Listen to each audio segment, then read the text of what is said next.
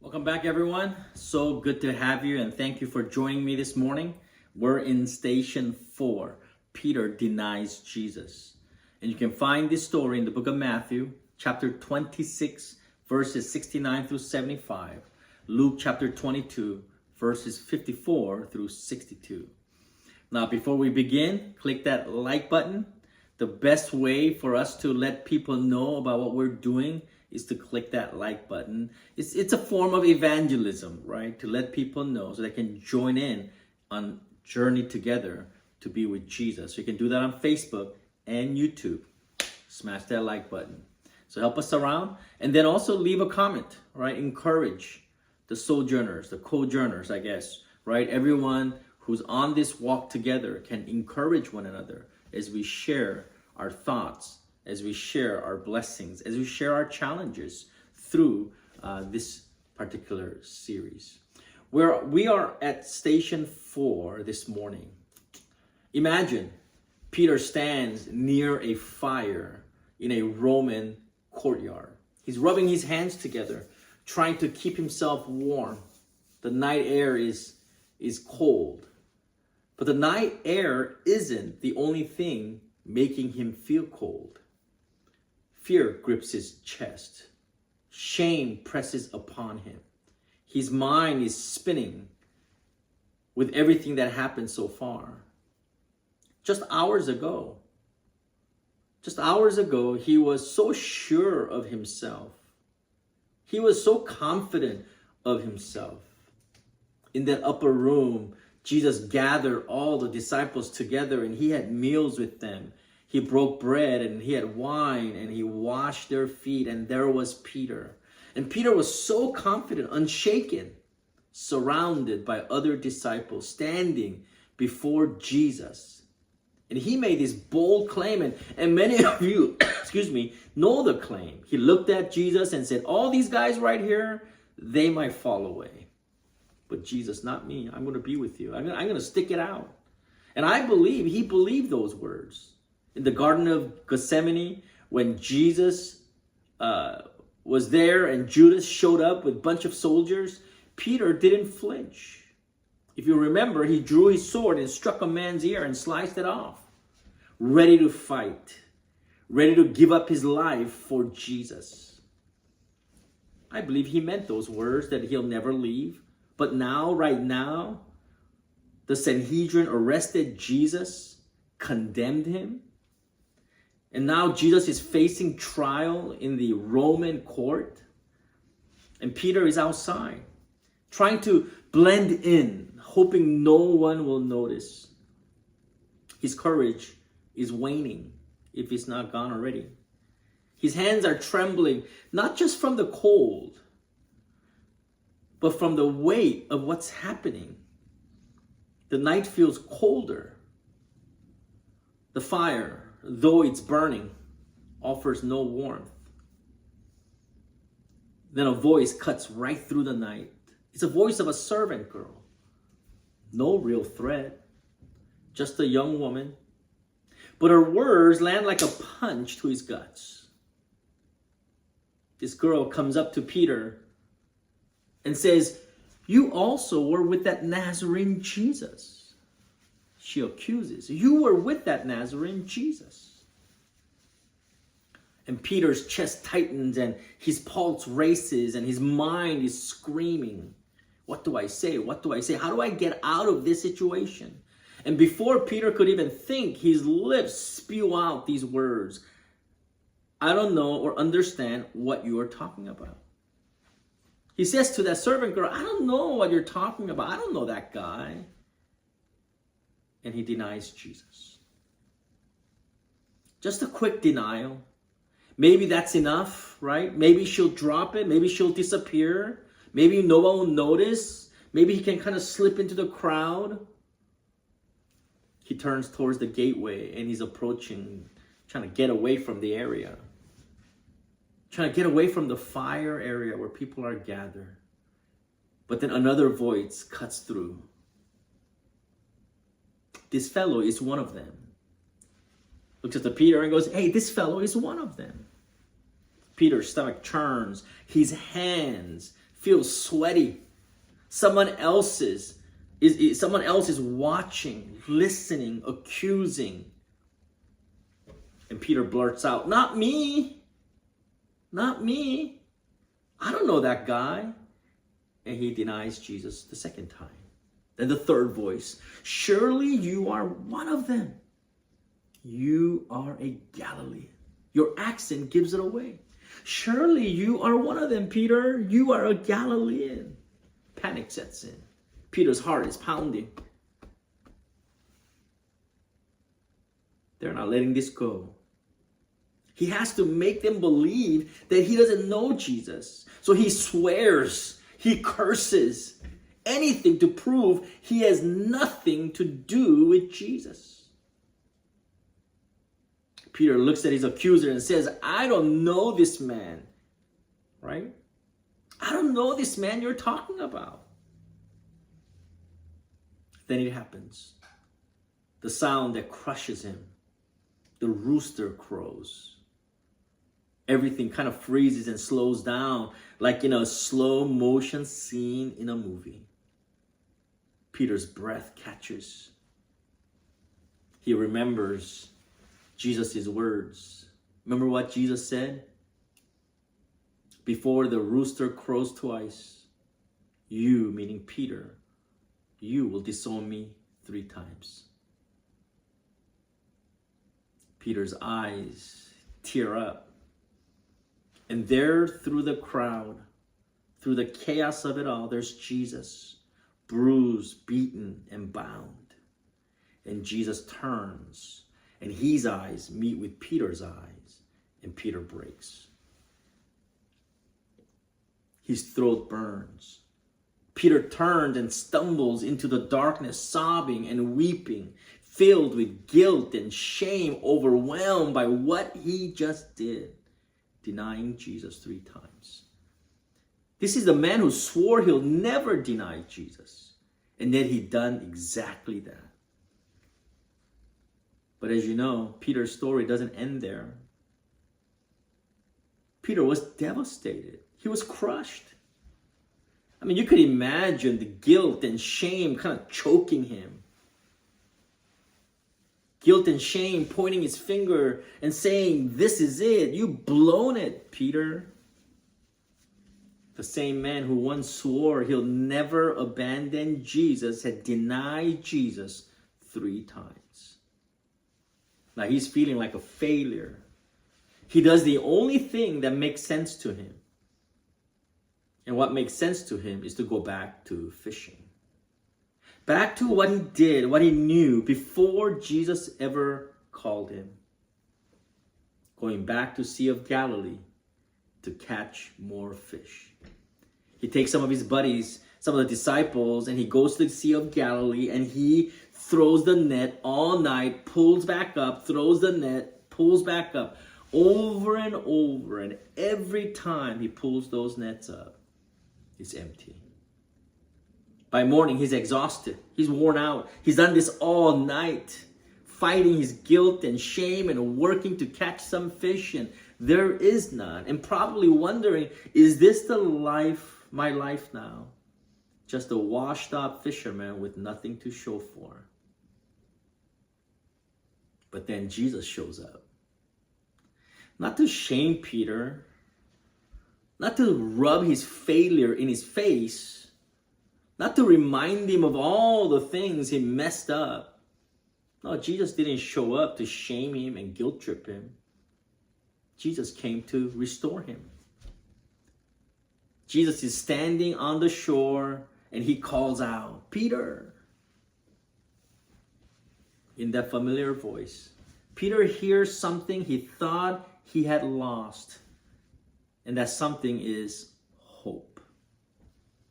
Peter swims to the shore and he sits with Jesus by the fire and they have breakfast together. And all of a sudden, Jesus asks him, "Peter, do you love me?" Not once, not twice, but 3 times. And just like Peter had denied him 3 times. And each time Peter answers, "Yes, Lord. Yes, Lord, you know I love you." And each time Peter confesses that, Jesus gives him the same command: feed my sheep. Go take care of my brothers and sisters. Go take care of my sheep. See, Jesus wasn't done with Peter, not even close. And my friends, Jesus is not done with you, nor is he done with me. 3 denials, 3 affirmations, grace for every failure. See, Peter isn't just forgiven here. He's actually reinstated. He's given a purpose, trusted again. The same man who cowered in fear, the same man who swore he didn't know Jesus, now stands as a rock in the early church. He preaches boldly. He heals the sick. He spreads the gospel, not with fear, but with fire.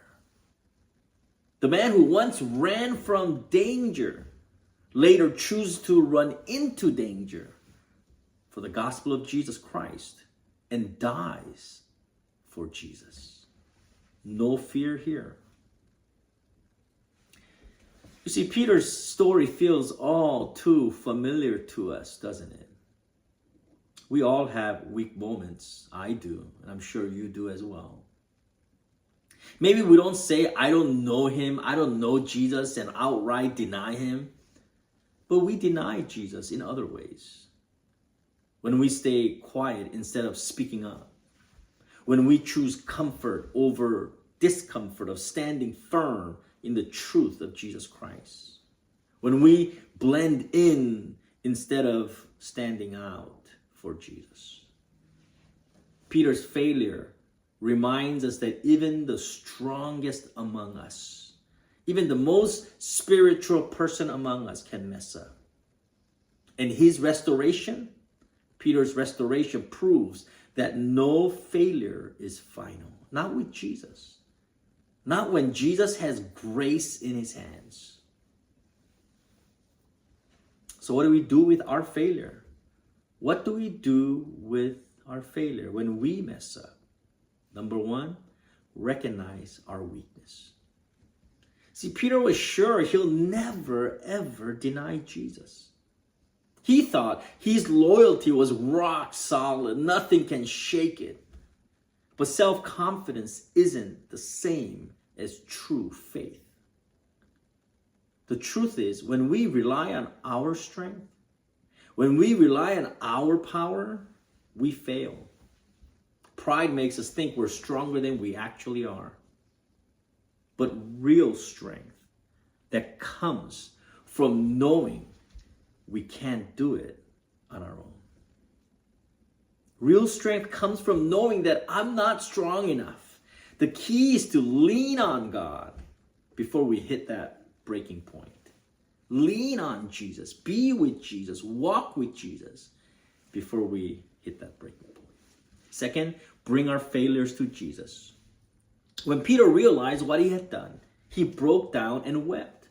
But grief alone isn't enough. Bible tells us Judas also felt remorse after betraying Jesus. But instead of running to Jesus, instead of staying in the proximity where Jesus can find him, he allowed despair to crush him. Peter, on the other hand, though brokenhearted, stayed close enough for Jesus to find him. He didn't let shame drive him all the way. He let Jesus restore him. And as you know, that made all the difference. What do we do when we fail? 3, let God use our failures for his purpose. Let God use our failures for his purpose. Jesus didn't just forgive Peter. He called him forward. Peter's past didn't disqualify him. In fact, his failure shaped him, transformed him. It made him more compassionate towards others who failed. It made him more humble. Now he's leaning on Jesus. It made him more dependent on God because he realized his strength is not enough. The same man who once swore he didn't know Jesus later stood before thousands of people, preached with boldness, unshaken by fear. And as I said before, even putting his own life on the line. In fact, he dies for the gospel.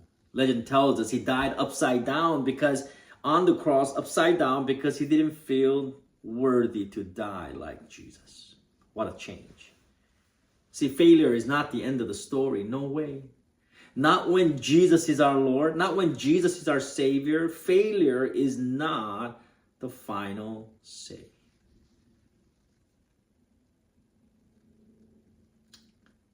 With Jesus, we get to stand up. That's what grace is, right? With grace, it doesn't just wipe away our mistake, it changes us. Peter's story forces us to look at our own heart. Have we denied Jesus? Maybe not with words, like I said, but with our silence, with compromise, with fear. Have we denied Jesus? Are there failures we've let define us? Mistakes we replay over and over and over instead of letting Jesus redeem them? Will we accept grace and move forward like Peter?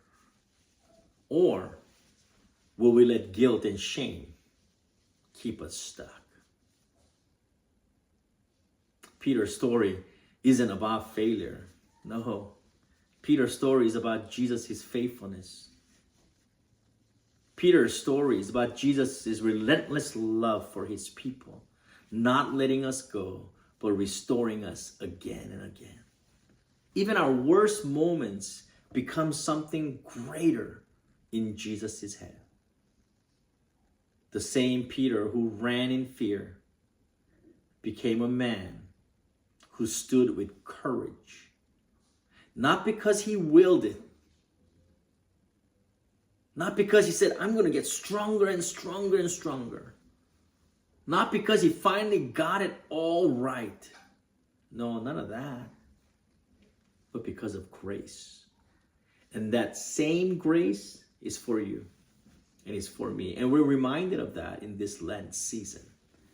Peter's story reminds me of Romans chapter 8, verse 28, one of my favorite verses. And we know that all things God works for good of those who love him.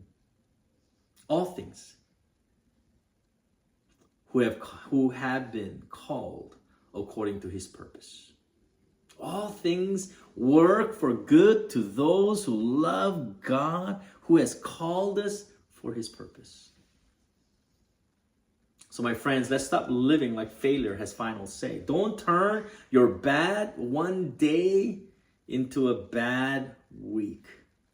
And don't turn your bad week into a bad month and bad month into a bad year. Instead, why don't we get up, stand up, step forward, not in fear, but in faith, knowing that in all things, God works for the good of those who love him. God works. So it's not in our strength, but it is his strength. That ought to give you hope during this Lent season. I pray our session today has blessed you. There's worksheets that are available, and you can click the link in the description and spend next today and tomorrow reflecting on what you have just shared, what I have just shared and heard. Again, if you haven't done it yet, press that like button. Smash it if you want, so more people can join in on us. It's a form of evangelism, in my opinion. And then leave comments so other people can be encouraged and challenged by your own journey as we go through these stations together. I'll see you at Station 5. Until then, God bless you.